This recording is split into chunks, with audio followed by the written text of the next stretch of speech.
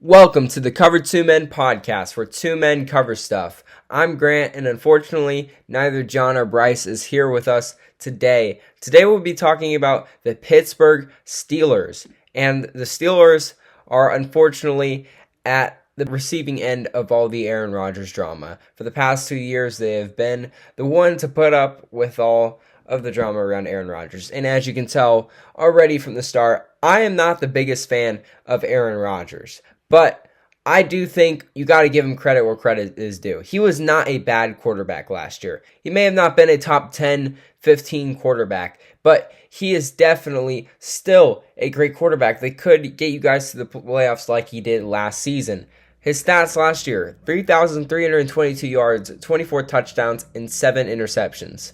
Considering how bad the media paints him out to be, I was actually very surprised to find out that his numbers weren't terrible. He had a 44.4 quarterback rating, which is 23rd among all quarterbacks in the NFL. Not a bad performance from a 42-year-old quarterback that is aging very fast. I mean, he was MVP 2 years in a row, just 5 years ago, and now he has slightly regressed a little bit, but he is still serviceable. And so today, we're going to look at the whole depth chart, and we're going to look at the whole schedule for the Steelers and evaluate, can Aaron Rodgers lead this team to the playoffs again? Because the answer is definitely not a strong no, I can tell you guys that. Now, first off, we got to talk about some of the recent roster moves the Steelers have been making. They signed undrafted free agent defensive back Amari Harvey from the Denver Broncos, and he played at Georgia Tech for a little while. He had pretty decent stats, 121 tackles, 98 solo stops, 12 passes defended, 5.5 tackles for a loss, and 4 interceptions. He also had a sack during his stint there as well. So definitely not a bad player to bring in. He's going to be the fourth string in that fourth-string rotation. So I would say he's a sneaky candidate to make the 53-man roster, but don't expect him to. With this move also came the player that they released, and they released defensive end KJ Henry. He will no longer be with the team as they make room for Amari Harvey. The Steelers were also labeled a potential landing spot for wide receiver Stefon Diggs. Stefon Diggs still has not really been signed yet. The Patriots have stated they do not want to bring him back after all of the drama that has gone on with him. And speaking of drama, I don't think he should go to the Steelers. If I'm a Steelers fan, I am not wanting Stefon Diggs. Sure, he's not a bad wide receiver at all. In fact, if you look at this wide receiver room, I mean, let's be honest with ourselves, he could be a potential wide receiver one in this room. If he can replicate success that he has had in years prior, which is not too far behind him,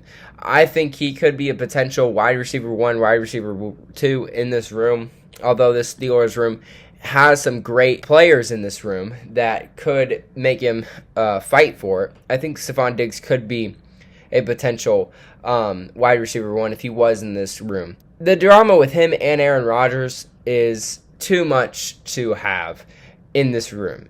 And I don't think that, while maybe a funny duo to have, I don't think it's the right duo to have, because considering that they fired Mike Tomlin after having another winning record and making the playoffs again, I think what the Steelers team is trying to say is that they want to start a new chapter. Is Mike McCarthy the coach to do that?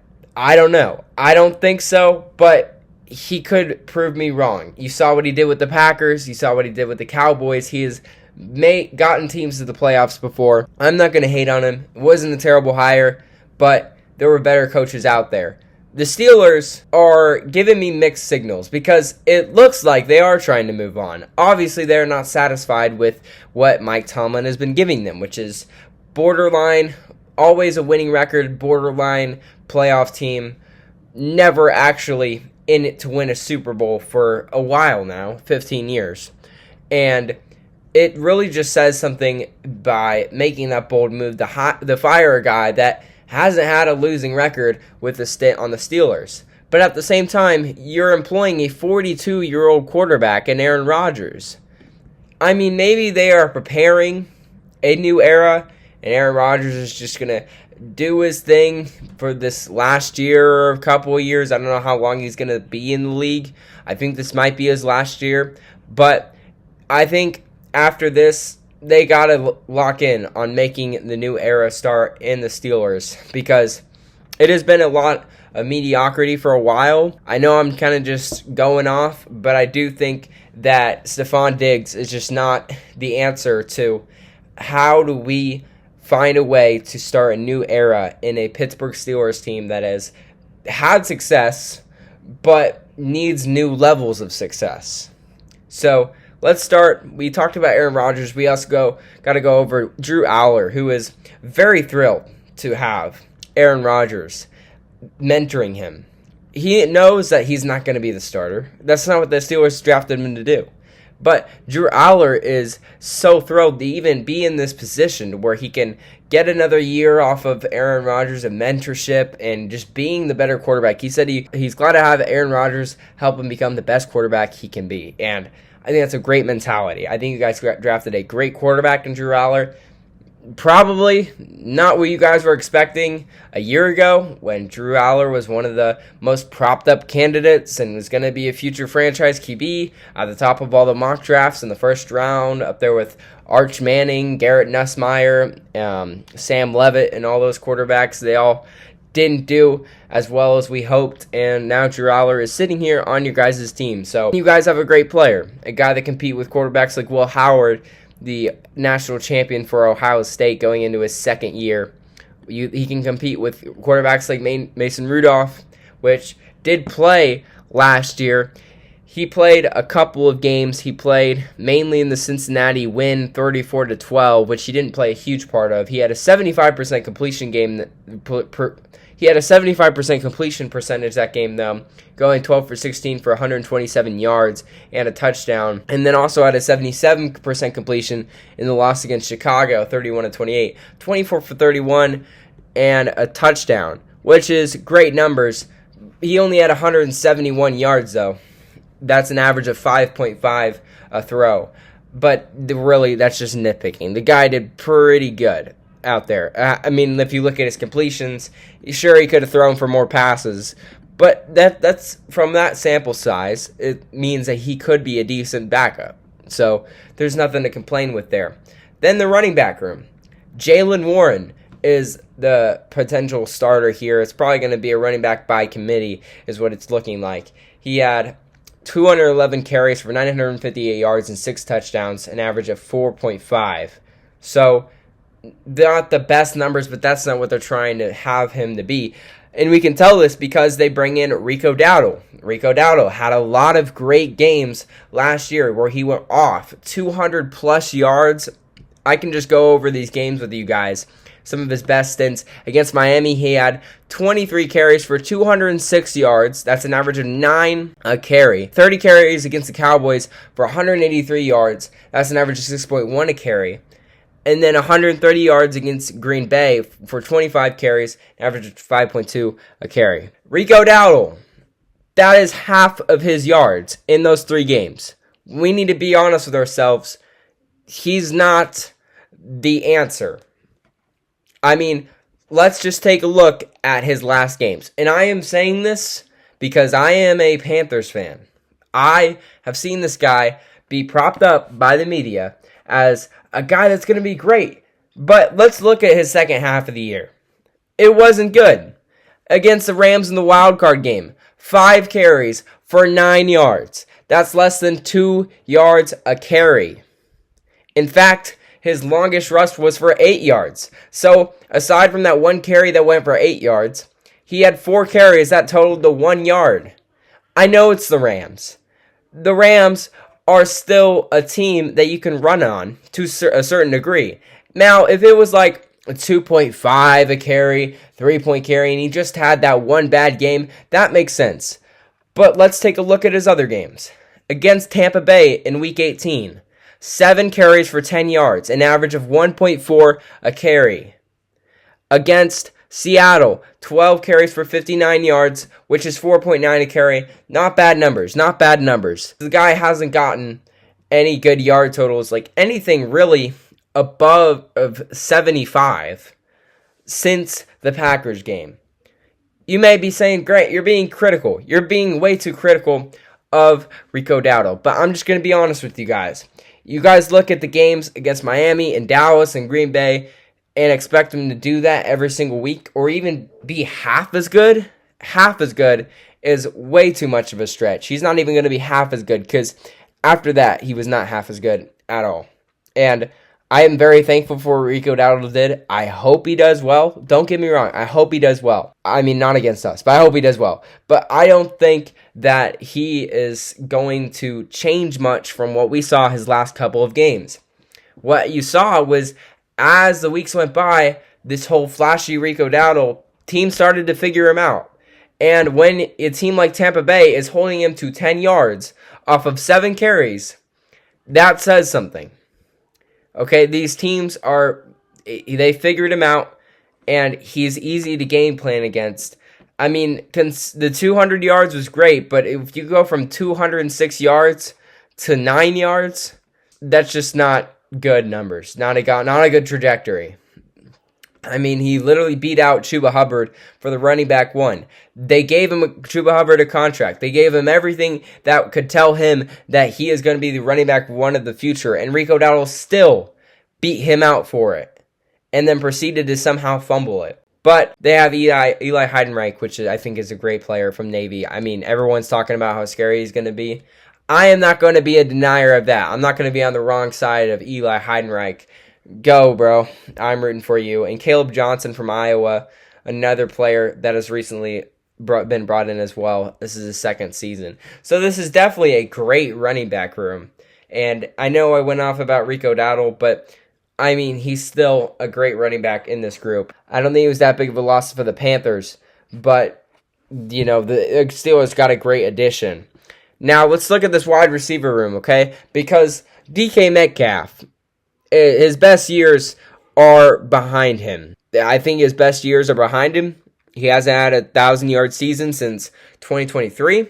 In this one, he went for 850 yards off of 59 receptions. I would like to point out, though, that he was tied for 47th in receptions and was 28th in yards. So he's putting a lot more in yards than he is in receptions, if that makes any sense. I'm saying he's more efficient. Averaging 14.4 reception. Awesome. 6 touchdowns. Awesome. This is what you want to see from a wide receiver one in a stacked group of other wide receivers that are going to get receptions as well. So I'm not disappointed in him at all. I think maybe a couple years ago he would have been better than he is now, but he's still serviceable. Michael Pittman, last year he had 17 receptions for 784 yards. This is a little bit of an opposite case compared to DK Metcalf. He was 17th in receptions, but only 36th in yards. I know the wide receiver, comparing him to other wide receivers, maybe isn't the best proof of how he's going to do this upcoming year. But I still think that it is reasonable to point out that if you are 17th in receptions and 36th in yards, there may be some concern there. Averaging 9.8, kind of just backing up the receptions and yards thing. He did get 7 touchdowns, though, so that's awesome. I mean, he's a great red zone guy, and I'm a fan of him. Jeremy Bernard from Alabama. I mean, you've seen the guys like Devontae Smith. Eli Heidenreich is also going to play wide receiver for this team as well. He's listed as a third stringer in this depth chart as well. Just trying to make the team. I think he's going to make the team. He was a draft pick. And considering if they're going to keep 4 running backs, he might as well play wide receiver. It's pretty smart to play 2 positions. I think he's going to be more useful to the team, and I think that will get him the most time on the field considering there are 3 guys ahead of him. Going back to this overall wide receiver group, a lot of players that are trying to make this team, A.T. Perry, Caden Wetjen, it just feels like there are a lot of wide receivers in here that I could see making the team. I just don't really know who you cut. I don't really know who is going to get the short end of the stick. And they also have a great group of tight ends as well. Pat Freiermuth. I know this guy wasn't as good as years before, but we also saw Darnell Washington step up as well. And considering how big this wide receiver room is, how Jeremy Bernard, Michael Pittman, and DK Metcalf can all be wide receiver ones, I'm not going to be too critical of Pat Freiermuth and Darnell Washington. Both of them are great tight ends. I still think Darnell Washington was a good steal by the Steelers to get him in the third round. Definitely has been great for them. Then you got the offensive line. I'm not going to say much about it because there really isn't much to say about an offensive line when you don't know them. But there's some young guys. Broderick Jones, Max Ianacor, but he is not going to be starting, it looks like, from the get-go. But they also had Troy Fautanu from 2024. This line, if I can say one thing about it, is very young. I don't see anybody over the age of 26. That's all the starters on here are 26 and younger. That's awesome. I mean, that's literally awesome because I'm watching my Panthers team. Our tackle, Taylor Moton, is over 30 years old. Having a young offensive line, and they may not be the best, but just having a young offensive line is an awesome experience. I am excited to see this line develop, and I hope they do well because young offensive lines are always the best because you know the players are going to get better. You just know it.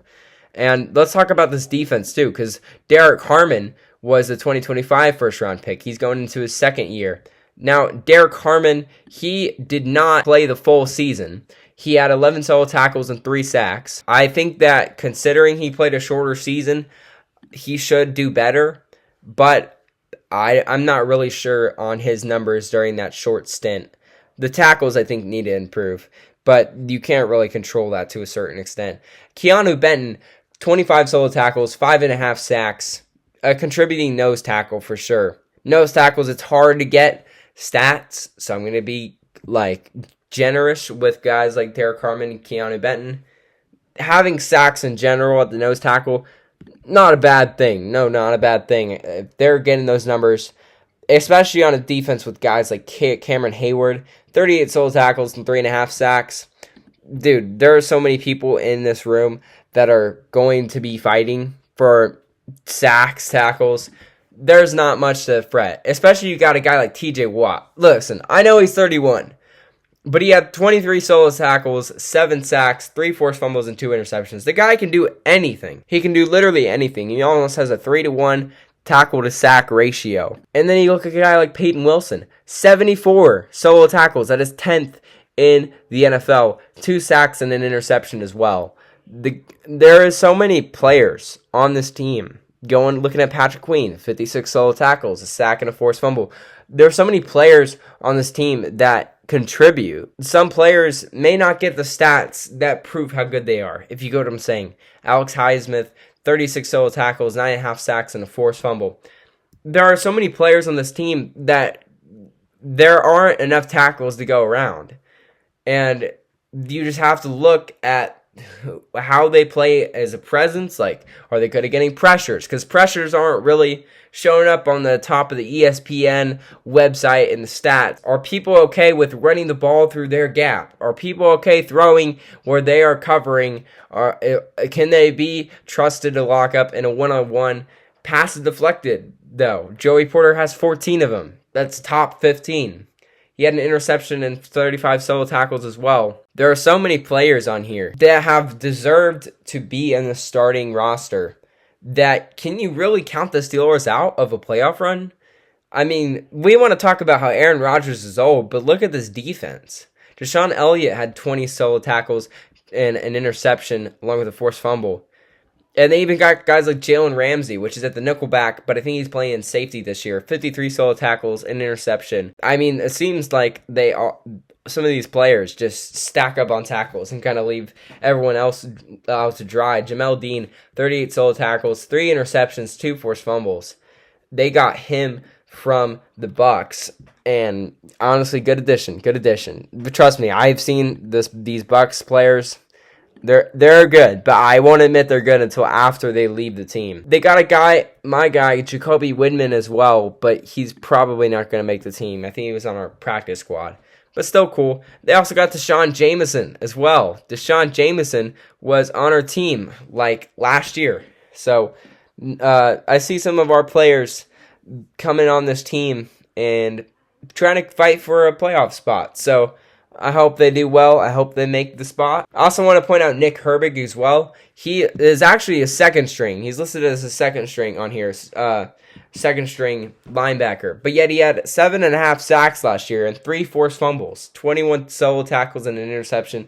That's numbers that you see from a starter. So this team is awesome. This team is just an awesome team that they have definitely brought the right guys. I don't know about the line. I'm not really sure on where they actually rank, but they have brought in the guys to help out Aaron Rodgers and slow down the results of his aging, if that makes any sense. But we got to check out the schedule, because if the Steelers, they can be as good as they want, but if they got teams that are better than them on the schedule, we may need to take a second look at it if they are actually a playoff team. They host Atlanta week 1, and I hope you guys win this one. I'm not going to lie, I don't want any of the NFC South teams winning, and they all play the AFC North. So Steelers beat every team except for the Panthers. But the Atlanta Falcons should be a winnable game. There are a lot of teams. I'd say the first 9 games of this schedule for the Steelers are teams that could be really good, that could potentially even make the playoffs, but we're not 100% sure on them. If we're not 100% sure who's actually favored. Atlanta could be a good team. They got Bijan Robinson. They got Drake London. Don't sleep on those guys. Atlanta could bring it all together under Kevin Stefanski. Steelers, I think you guys are favored. At New England, though. I mean, I feel like New England gets disrespected a lot. And we haven't gotten to the New England podcast yet. I think they get disrespected. I still think they're like a decent playoff team. I'm going to have to take an evaluation of their depth chart, though, and see who they lost and stuff like that, and maybe the Mike Vrabel stuff kind of hurts them. I don't think they're that bad, though. I don't think they're borderline wildcard bad. I think they're favored, especially hosting this game. But after that, you got Cincinnati and Cleveland, at Cleveland, versus Indianapolis, at Tampa Bay, versus New Orleans, versus Cleveland, and at Cincinnati. There really isn't much to say, except I think you guys are favored in all of them, but it could be a sneaky upset alerts. The worst possible outcome for the Steelers can be pretty bad, because they don't really play any teams on the schedule that are like free wins. The easiest team I'm seeing on this schedule is Tennessee, and even they could get it together if Cam Ward just goes off. After that, they have a brutal stretch.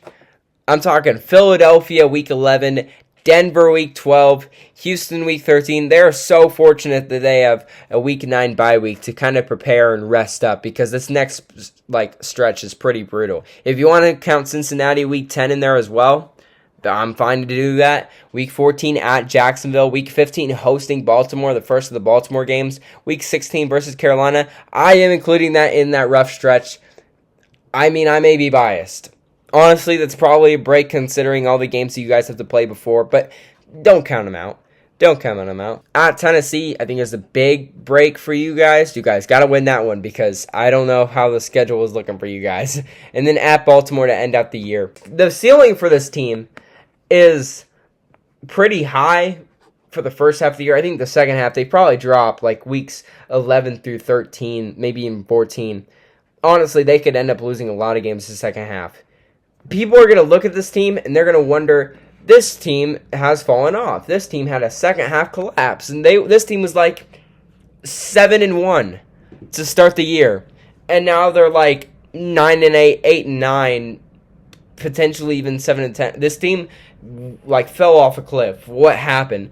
And I'll tell you what happened. I'm going to tell you what happened before this schedule, or before the season even starts, and that's the schedule. They have so many winnable games for the first half of the year, and then they play all the tough teams in the second half, that this team could just like lose everything. They could lose all their momentum, hit a wall week 10, week 11, at Cincinnati, at Philadelphia, and then they just can't get anything going for the rest of the year. That's a nightmare situation.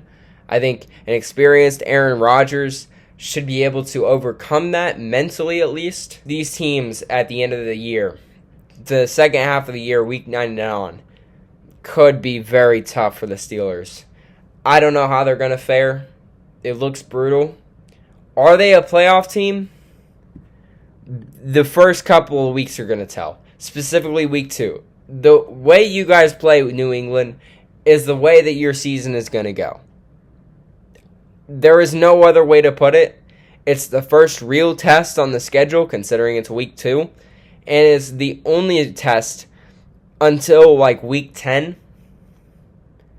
There is going to be some trouble for the Steelers in the second half of the year. And I'm not sure if they have the roster to make it to the playoffs after that.